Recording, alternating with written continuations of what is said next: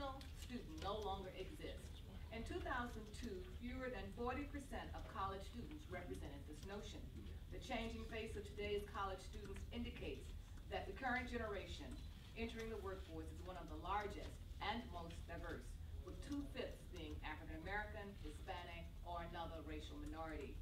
Yet, for the 50 to 70,000 undocumented students that graduate from U.S. high schools every year, barriers still remain to their accessing higher education and reaching their full potential as contributing members to society.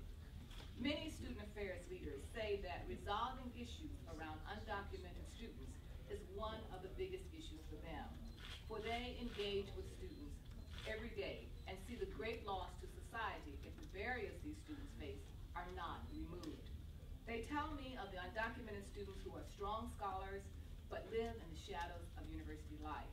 These students do not run for student leadership offices, they don't star in sports, or participate in academic competition teams for fear that such spotlights could lead to deportation.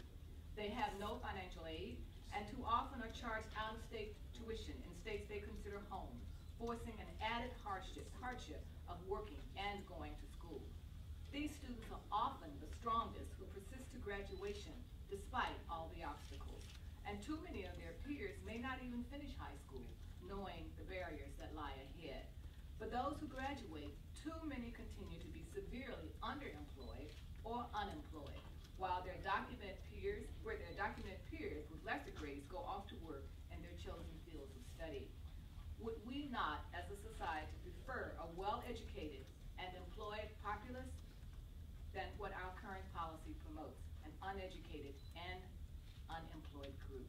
Would we not prefer the contributions this group has to make to our increasingly diverse society, not to mention the contributions this employed group could make to income and property taxes, contributing to the tax basis that supports services already provided?